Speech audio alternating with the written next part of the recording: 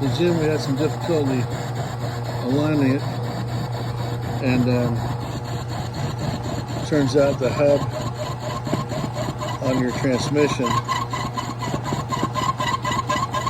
you can hear it was not, the face of the coupling was not perpendicular to the bore of the coupling. Look at this gap right here. And watch it open and close.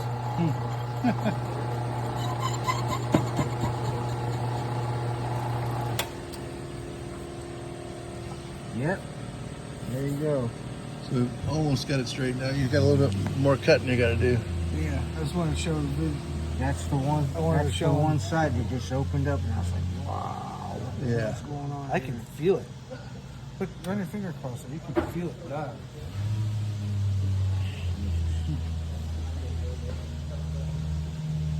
Yeah, it was about 22 thousandths out from, as we ran the dial indicator over the face, we had a 22 thousandths difference from one side to the other, and in comparison to the axis that the shaft would be on.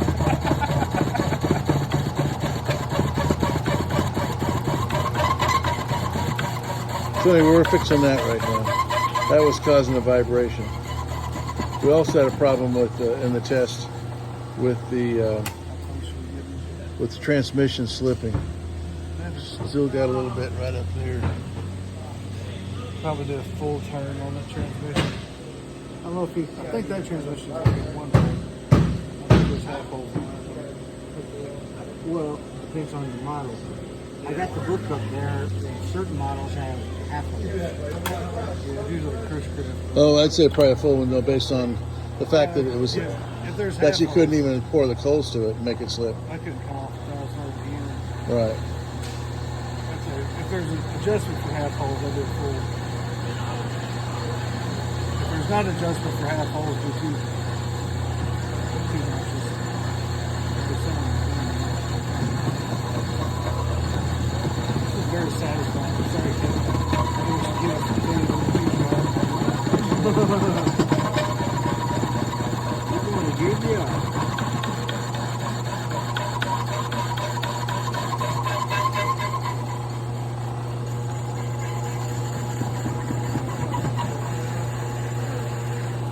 Looks like you might be all the way across. Dang near it. Dang near it. Dang near it. That probably wouldn't affect you if you had to leave it, but you don't have to leave it. Affect more of the person doing the alignment. Yeah.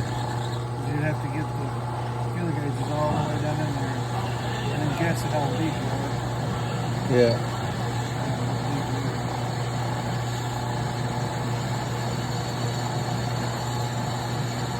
So this ought to take care of the vibration they were experiencing, and then we're going to also adjust the tension on the forward shaft, the forward clutches.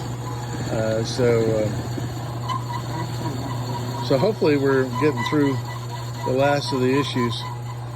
We also did test after we put a restrictor in the bypass line for the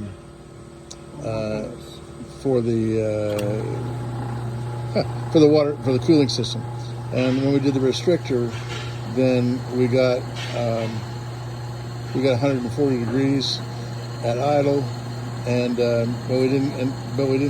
we got it stayed at 140 degrees even when we sped it up, but of course we didn't get to put it under a load because of the vibration and the slipping clutch. The clutch is for forward. So anyway, that's the latest.